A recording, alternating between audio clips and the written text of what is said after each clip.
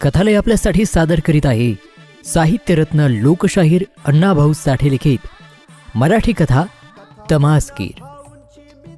श्रोतो, अण्णाभाऊ साठे लिखित तमासगीर ही कथा आपण ऐकत आहात आर.जे. कृष्णासह आपल्याच कथालय या यूट्यूब चॅनलवरती. अशाच नवनवीन कथांसाठी चॅनलला सबस्क्राईब अवश्य करा. सादर करीत आहोत मराठी कथा तमासगीर. वर्मी बाण लागलेल्या पाखराप्रमाणे बकुळा तळमळत होती.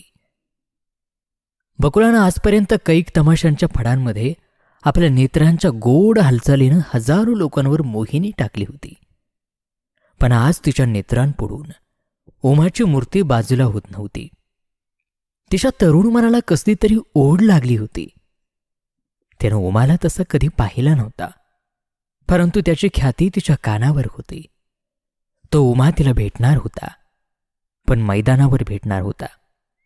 कारण सुपेगावच्या जत्रेमध्ये ती गंगारामाला घेऊन उमाबरोबर बारी देणार होती.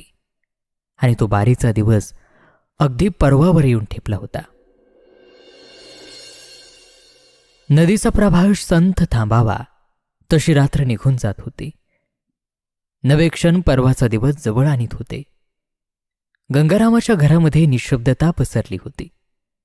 खुंटीवरची सनग आपल्या पोटामध्ये सप्तस्वर घेऊन शांत पडली होती. गंगाराम आणि त्याचे साथीदार बकुळा आणि सगळी मंडळी परवाच्या बारीचा विचार करत होती.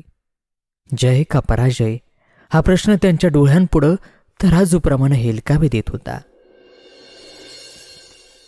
सुपेगावाच्या सर्व लोकांनी वर्गणी जमवून गंगारामाला तमासगीर केला होता. त्याला कशाचंही कमी पडू दिलं नव्हतं. फक्त त्यानं तमाशा करीत दूर दूर जावं, सुपेगावाचा लौकिक वाढवावा आणि दरवर्षी सुपेगावाच्या जत्रेमध्ये येऊन गावाची करमणूक करावी, देवापुढं हजेरी लावावी, हीच गंगारामाकडून गावाची अपेक्षा होती. आणि गंगाराम हा अलिखित करार काटेकोरपणे पाळत होता. बकुळाला घेऊन वर्षभर तो तमाशा करीत दूरवर जात होता आणि गावाच्या जत्रेला नियमितपणे हजर राहत होता. यंदाही तो आपला संच घेऊन आला होता. गंगाराम बकुळासह आल्याची बातमी लागताच गाव चावडीवर जमला. सगळ्यांना आनंद झाला. पाटलानं माणूस पाठवून गंगारामाला चावडीवर बोलावणं केलं. सुपेगावचा चंद्रू पाटील जाजमावर बसला होता. आपला पटका कपाळावर आणून डोळे झाकून तो हत्तीप्रमाणे झुलत होता. त्यानं या वर्षी जत्रेला 500 रुपये देऊन गावाच्या शेंडीवरून पाणी घालवलं होतं. नाम्या तेली आपल्या मिशीबरोबर चाळा करीत होता, तर कुलकर्णी टोपी पाटलापुढं ठेवून आपली शेंडी गोंजारीत बकुळाचा विचार करीत होता. सावळा धनगरानं आपल्या मांडीवर ढोलक्याचा ठेका धरला होता. गुरव पाटलाच्या समोर बसून त्याच्या शब्दांची वाट पाहत होता. तराळं, संदे वगैरे गाव कामगार तयारच होते आणि सर्वच जण गंगारामाची वाट पाहत होते. तोच गंगाराम आला.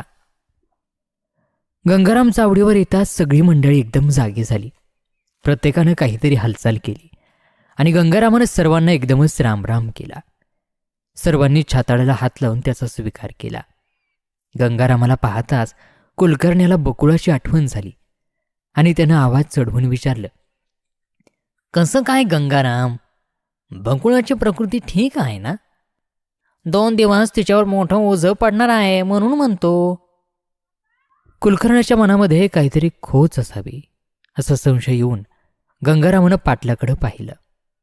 पाटलानं पागुटं मागं सारून गुरुवाकडं पाहिलं आणि गुरव बोलता झाला, म्हणजे असं तुझ्या सगळं झुंजाया आम्ही दांडगा बैला आणणार आहेत.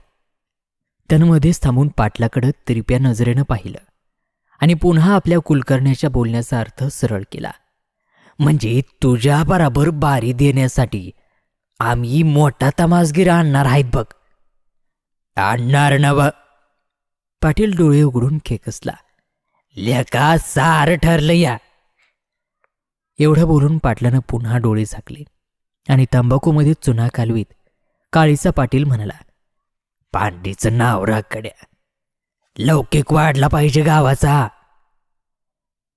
काळीच्या पाटलानं दाढीला तंबाखू धरली आणि कुलकर्णी चटकन उठून प्रत्येकाला खात्री देत बोलू लागला, मंडळी, गावाचा लौकिक नक्कीच वाढेल, कारण गंगारामाच्या पाठीशी बकुळा आहे आणि बकुळाच्या जिभेवर सरस्वती आणि तुझ्या तारुण्यामध्ये अमृत आहे. कुलकर्णी मध्येच थांबला. त्याला काहीतरी आठवलं आणि त्यानं सुरुवात केली. कनकलताचं सौदामिनी की चंद्रकळा तनुधारिणी, सुगंध केतकी पात्रवर्णी. पुढचे काही त्याला आठवेना. तेव्हा कुलकर्णी खाली बसला. बकुळेची ही स्तुती ऐकून सर्वांच्या डोक्यामध्ये बकुळाच नाचू लागली. धनगर चेकावून ओरडला, अहो मग बकुळाला म्हणावं झालंच पाहिजे यंदा. मी आपलं सारं कसं फडामध्ये ओतून गावाचं नाव राखेन. गंगाराम शांतपणे उद्गारला. सर्वांनी गंभीरपणे त्याच्याकडे पाहिलं. पण बारीला कोण येणार? गंगारामाने नम्रपणे प्रश्न केला आणि पाटील त्याला म्हणाला, पळशीचा उमा येणार आहे.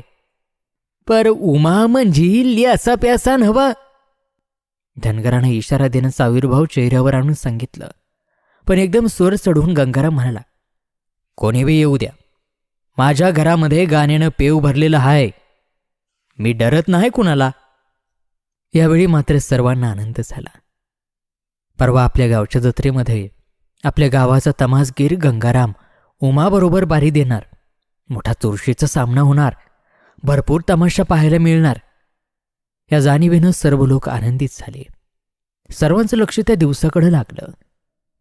आणि परवा सुप्याच्या फडामध्ये आपण उमाबरोबर बारी देणार असं छातीला हात लावून बोलून गंगाराम घराकडे आला. त्यानं परवा आपली उमाबरोबर बारी आहे अशी खबर आपल्या साथीदारांना दिली. आणि तेव्हापासून सर्वजण त्या बारीचा आणि त्या उमाचा विचार करीत बसले. इकडे पळशीतही तीच स्थिती होती. परवा आपल्या उमाची बारी आहे हेच शब्द प्रत्येक माणसाच्या ओठांवर खेळत होते. सर्वांच्या डोळ्यापुढं सुपगावचा फड दिसत होता. आपण तमाशाला नक्की जाणार असा जो तो स्वतःच्या मनामध्ये निश्चय करीत होता. कारण पळशीचे लोक उमाच्या कवित्वाला आणि कलेला देवा इतकंच पवित्र मानित होते. जणू काय उमाचा तमाशा म्हणजे पळशी गावाच्या लोकांची दौलतच होती. उमाला कळत नव्हतं तेव्हा तो पोरका झाला. त्याला गावाने जतन केला. गोरा गोड मुलगा म्हणून सर्व गाव त्याला जपत होतं. पुढे जेव्हा उमाला कळू लागलं तेव्हा त्याला गाण्याचा नाद लागला. जे ऐकावं ते त्यानं पाठ करावं आणि मोठ्यानं गावं. लोकांनी त्याचं गाणं ऐकावं, त्याच्या पाठीवरून हात फिरवावा, त्याच्या नादी स्वभावाची स्तुती करावी. यामुळे उमाचा गाण्याचा नाद वाढत गेला. एकदा पळशीच्या जत्रेला एक तमाशा आला आणि उमानं त्या तमासगिराशी दोस्ती जोडली. त्यांना गाणी म्हणून दाखवली. तमासगिरही त्याच्यावर खूप खुश झाले. आणि जेव्हा हे तमासगीर परत निघाले तेव्हा गावातील काही बड्या मंडळींनी त्या तमासगिरांना आपल्याबरोबर उमालाही घेऊन जाण्याचा सल्ला दिला. नादी उमाही त्या तमासगिराबरोबर आपलं गाव सोडून दूर निघून गेला.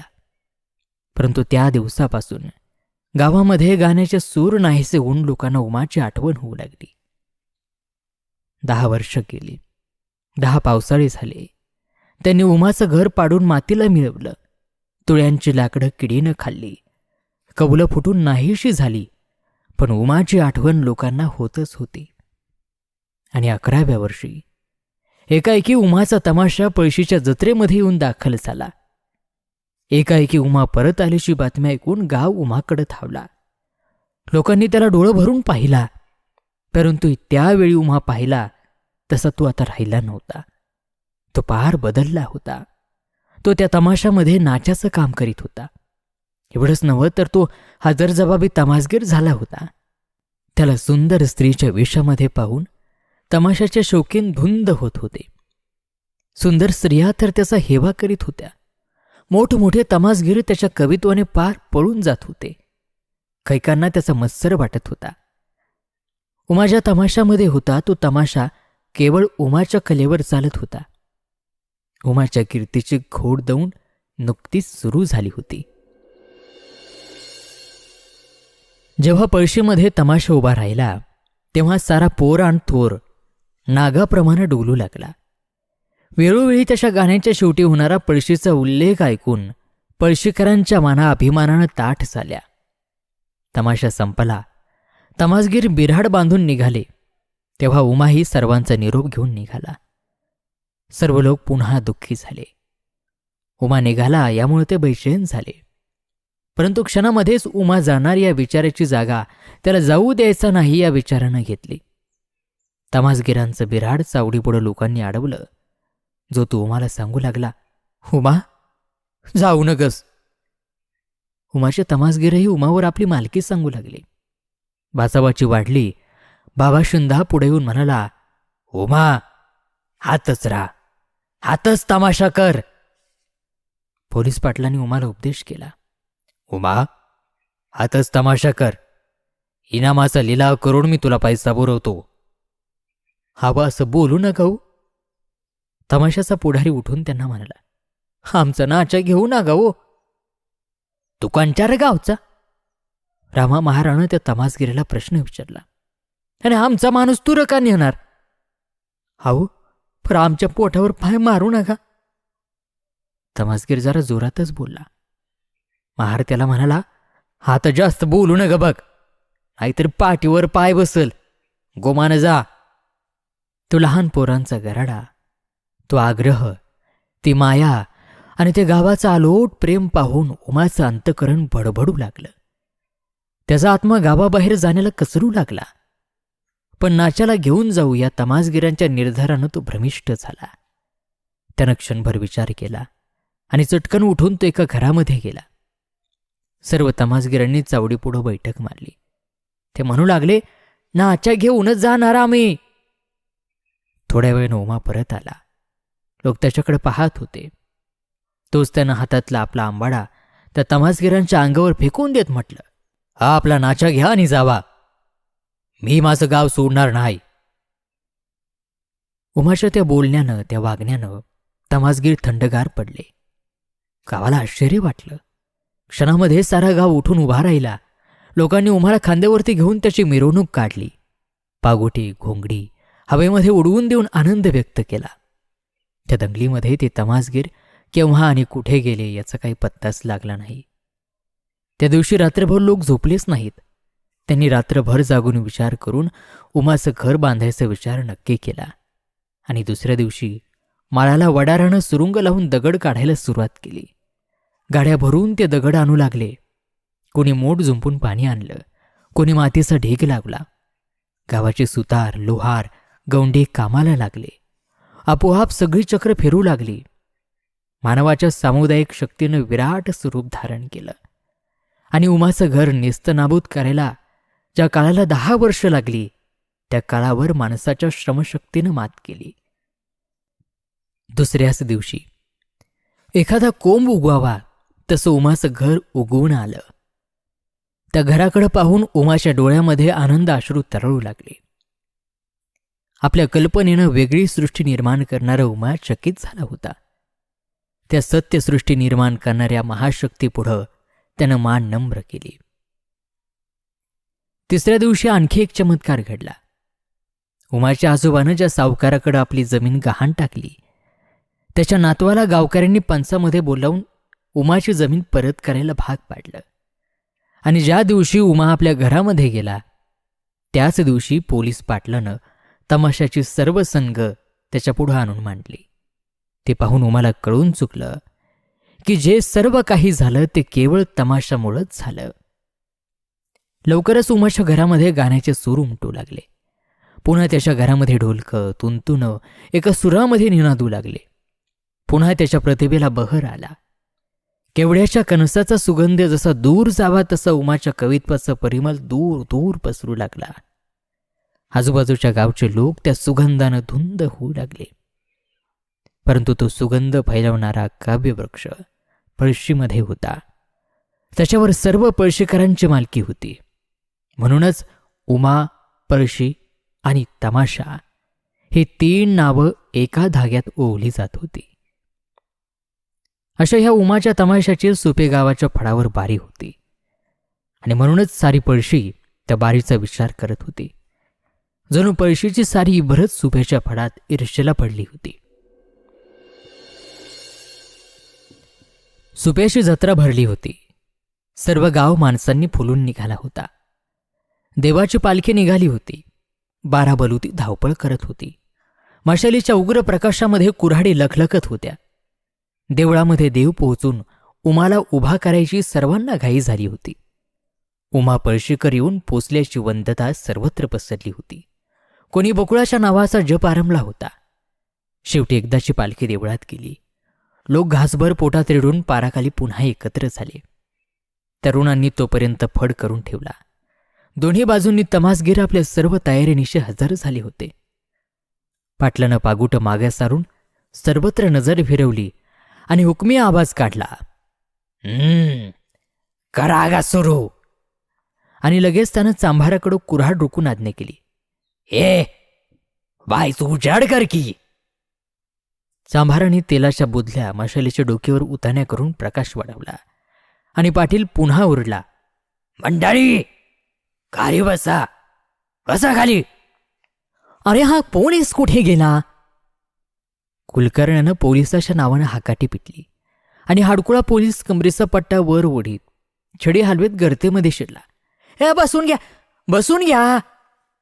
त्यानं लोकांना दाबून बसवायला सुरुवात केली. थोड्याच वेळामध्ये गोंगाट शांत झाला. खाली बसलेले लोक आपापल्या माना वर करून तमासगिरांना निरखू लागले. तोच गंगाराम फडामध्ये येऊन नम्रपणे उभा राहिला. बकुळा त्याच्या जवळ उभी होती. तिला पाहून निशब्दता निर्माण झाली. ढोलकं, तुंतुणं, झांज, हलगी यामध्ये प्राण आला. गंगारामानं आपला कंठ त्यांच्या सुरामध्ये मिसळून गणपतीशी करुणा भागले. करे करुणा एकदंता गिरजेच्या नंदना हे पालुपद पुन्हा पुन्हा आळवून गंगारामानं सर्व वातावरण गंभीर केलं आणि गण संपवून गवळणीला प्रारंभ केला. स्वतः गंगाराम कृष्ण होऊन पुढं आला. त्यानं मथुरेची वाट रोखली आणि बकुळा राधाहून पुढं आली. तिच्या नाजूक हावभावातली दाहकता श्रोत्यांच्या उरी झोंबू लागली. तिच्या गोड गळ्यानं सर्वत्र अस्थिरता आणली. रसरंगाचा प्याला तोंडातोंड भरून गंगारामानं आपली हजेरी संपवली. पुन्हा क्षणभर लोकांमध्ये चलबिचल सुरू झाली आणि उमा फडामध्ये येऊन उभा राहिला. उमा फडामध्ये येता सर्व नजरा त्याच्यावर स्थिर झाल्या. त्याचा शुभ्र पोशाख, डौलदार उभा राहणं वगैरे सगळं पाहून लोक जरा पुढं सरकून बसले आणि उबानं आपली सणग रसभंग होऊ नये म्हणून गंगारामानं ज्या सुरामध्ये लावली होती त्याच सुरामध्ये लावली. तोच ताल ढोलकीमध्ये घेऊन गण सुरू केला. रंगाची लाट वर उडून गण संपवला आणि गवळण सुरू केली. या मथुरेच्या मार्गानं ग राधा निघाली झोकानं हे गवळणीचं ध्रुवपद धुमाळीनं सुरू झालं. त्यानं त्याचा सूर गगनाला भिडवला. उमाची थाप हलगीवर पडू लागली. वातावरण थरथरू लागलं. रंगाची लाट झेप घेऊ लागली. थोड्या वेळापूर्वी लोकांच्या हृदयावर ठसलेली बकुळा दूर झाली. बाबा शिंदा तर बेभार होऊन उठून उभा राहिला आणि त्यानं समोर असलेल्या कुलकर्ण्याच्या भिंतीकडे बोट करून गर्जना केली. आ उमा, हलगीच्या थापानं भिताड पडलं पाहिजे आज. ही भयंकर सूचना ऐकून कुलकर्णी वाचून त्या आपल्या भिंतीकडे पाहू लागला आणि खरोखरच उमानं सर्व गाव त्याच्या हलगीच्या नादानं दणावून सोडलं. श्रोते गुंग होऊन उमाचा तमाशा पाहत होते. बकुळा त्याचं सर्व कौशल्य पारखून घेत होती. ती वैर विसरली होती. आज प्रत्यक्ष उमा तिच्या पुढं कलेचं इंद्रधनुष्य निर्माण करीत होता. परीक्षेच्या वेळी घनाच्या गाभाखाली ऐरणीमध्ये बुडणाऱ्या हिऱ्यासारखा तो तिला भासत होता. गंगारामानं निर्विकार मुद्रा केली होती. त्याच्या कपाळावरच्या आठेमध्ये हलाहलाची बरोबरी करणारा कलावंतांतील मत्सर तळपत होता. उमानं आपली बारी संपवली. लोक उठले. उद्याच्या झटापटीची नुसती सलामी झाली. या विचाराचा आधार घेऊन सुपे गावाच्या लोकांनी स्वतःची समजूत घातली आणि आपला उमाही काही कमी नाही, उद्या खरी लढत होणार असं म्हणून उद्यावर भरवसा टाकला. इतर गावचे लोक न्यायाधीशाच्या भूमिकेत होते. त्यांच्या दृष्टीनं कोणीही कमी नव्हतं. सर्व लोक सकाळपर्यंत विश्रांती घेण्यासाठी निघून गेले. दुसऱ्या दिवशी सूर्योदयाला गावाशेजारच्या आमराईमध्ये तमाशाचा फड पडला. सकाळच्या आल्हाददायी वातावरणामध्ये हजारो लोक बसले होते. गंगारामाची बारी उभी होती. त्यानं हास्यरसाचं वादळ उठवलं होतं. श्रोते हसत होते. गंगाराम खापऱ्या चोर होऊन चोरीला निघाला. त्याला त्या दिवशी काहीच लाभ झाला नाही. तो शेवटी एका श्रीमंताच्या घरी गेला. त्याचवेळी त्या श्रीमंताची पत्नी एका परपुरुषाबरोबर पळून जाणार होती. पहाटे पळून जाण्याचा बेत त्यांनी नक्की केला होता. परंतु तो इसम येण्यापूर्वीच खापऱ्या चोर तिथं आला आणि हाच आपला प्रियकर समजून श्रीमंत पत्नी त्याच्याकडे धावत आली. चोरानंही प्रियकराचं सोंग करून तिला पळवली. परंतु पुढं त्या स्त्रीला घोर यातना भोगावे लागल्या. असं तो खापऱ्या चोराचा फार्स करून गंगारामानं रंगभरणीची सीमा ओलांडली आणि आपली बारी समाप्त केली. ती सीमा ओलांडणं त्यानं उमाला अशक्य करून ठेवलं. तमासगिरांचा कठीण पेच घातला. उमाची बारी उभी राहिली. परंतु फासे पारध्यानं लावलेल्या सापळ्यामध्ये स्वतःच जाऊन अडकणारा उमा नव्हता.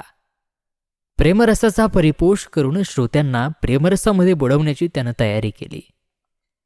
गंगारामाचा मार्ग सोडून आपला स्वतःचा एक निराळा मार्ग त्यानं धरला. त्यानं बटावाच्या वागाची सुरुवात केली. तुणतुण्याचे स्वर चढवले. 2 तुणतुणी कोयलाचा नाद काढू लागली. उमाच्या मुखातून उंच स्वरामध्ये बटावाची कडवी बाहेर पडू लागली आणि क्षणामध्ये उमानं श्रोत्यांपुढं एक कल्पनारम्य सृष्टी उभी केली. दिल्ली शहर सुपेगावाच्या आमराईमध्ये अवतरला. श्रोते स्वतःला विसरून त्या नव्या सृष्टीमध्ये गेले. त्या सृष्टीमध्ये बकुळाही गेली. ती त्या सृष्टीमध्ये वावरू लागली. ती सृष्टी उमाच्या प्रतिभेनं निर्माण केली होती. त्या दुनियेतील जन दिल्ली शहर होतं. त्या शहरामध्ये एक बटाऊ नावाचा देखणा, रंगेल आणि श्रीमंत तरुण राहत होता. त्याचे नोकर चाकर 100 बैलांवर माल लादून व्यापार करण्यासाठी अहमदनगरला गेले. त्यांनी अहमदनगरामध्ये खरेदी विक्री केली आणि निघण्यापूर्वी ते सर्व वाणी अंबाबाईच्या दर्शनासाठी गेले. तिथं अहमदनगरची मोहना अचानक त्यांच्या दृष्टीला पडली. तिचं रूप पाहून वाणी बेभान झाले.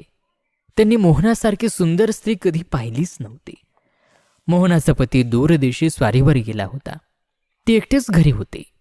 ती तारुण्यानं रसरसली होती. तिनं त्या वाण्यांना अगदी वेडच लावलं. अशा त्या मोहनाची मूर्ती हृदयामध्ये घेऊन ती वाणी दिल्लीला परत आली. त्यांनी बटावा पुढं मोहनाच्या रूपाची तारीफ केली आणि जिची ख्याती दिल्लीपर्यंत आली ती मोहना कशी असेल असं वाटून बटावालाही मोहनाचं वेड लागलं. वाटेल ते झालं तरी चालेल, पण मोहनाला पाहायची या निर्धारानं बटावून निघण्याची तयारी केली आणि बटावून नगराला निघाला.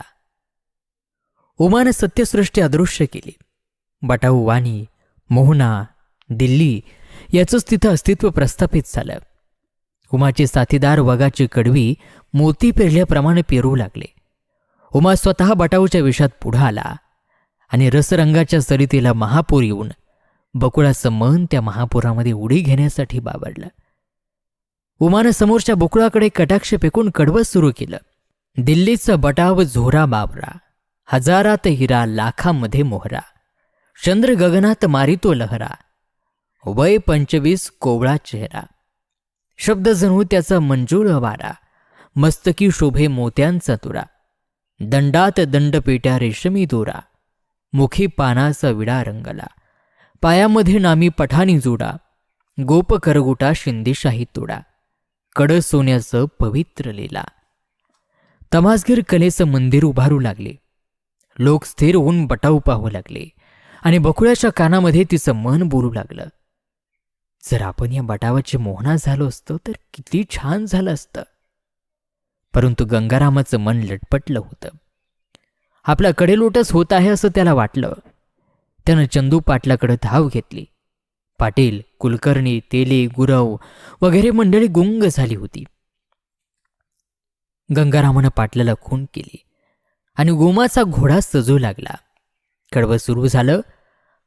अबलक घोडा सजवला छान, त्याच्यावर ठेवलं जिन सामान, कुमाईत काळा त्याचा वान, खटापटा गेंद मानेवर तोन, सोनेरी सडका 4 बाजूनं, मोत्यांच्या लढीत दिल्या सोडून, अंकुशी रूपी खेळविलं जुनं, कोयल्याच्या माळा गळ्यामध्ये दोन, माथ्यावर कलगी पिवळं सोनं, चोख चांदीचे वाळे दोन, नाद त्यांचा उठला, त्यांच्या गळ्यामध्ये बोरमाळा, पंख चौखाला गोंडा शोभला, त्यानं वारूला शृंगार केला. बटावाच्या घोड्याच्या पायातील वाळ्यांचा नाद श्रोत्यांच्या कानामध्ये निनादू लागला. बटाऊ मोहनाकडे निघाला आणि चंदू पाटील नाक फेंदारून ओरडला, मंडळी, आता ही बारी मोडूया. नाही नाही नाही, बाटावं कडलं गेलंच पाहिजे. लोकांनी ओरड केली. आता उमाचा तमाशा पुर, आता बकुळ्याचा सुरू होणार. आपली कुऱ्हाड वर धरून गर्दीतून पुढे येऊन तेली म्हणाला. सुपगावच्या लोकांनी दंगल सुरू केली आणि पळशीकरांनी आपल्या कुऱ्हाडींना दांडी ठोकली. हाणामारीला तोंड लागलं. सर्व लोकांशी सुपगाव लढू लागलं. दगडांचा वर्षाव होऊ लागला. ती भयंकर दंगल ओठा ओलांडून गावामध्ये शिरली. सुपेकरांनी बोळातून मारा सुरू केला. इतर गावाच्या लोकांनी दुसरं बोळ दाबून धरलं आणि त्या दोन बोळाच्या मध्ये आलेल्या चौकात भयंकर कत्तल व्हायची येळ जवळ येऊ लागली. चंद्रू पाटील ओरडत होता, अरे माझी बंदुकाना. त्या उग्र दंगलीमध्ये शिरून तो ज्वालामुखी शांत करण्याची उमा शिकस्त करत होता. त्याचे शब्द लोकांच्या कानापर्यंत जातच नव्हते. तो पुढे पुढे सरकत होता. त्याच्या पाठोपाठ बकुळा धावत होती. ती आपोआपच धावत होती. पाटील, ही घ्या बंदूक. गुरव ओरडला. पाटलानं बंदूक घेऊन समोरच्या लोकांवर नेम धरला आणि उमा मधल्या चौकामध्ये येऊन उभा राहिला. क्षणामध्ये सर्वांना आश्चर्याचा धक्का बसला. तोच बोकळा उमाच्या पाठीशी येऊन थांबली आणि उमा मोठ्यानं म्हणाला, हा तलवारीचा तमाशा थांबवा आणि माझा तमाशा वाहा.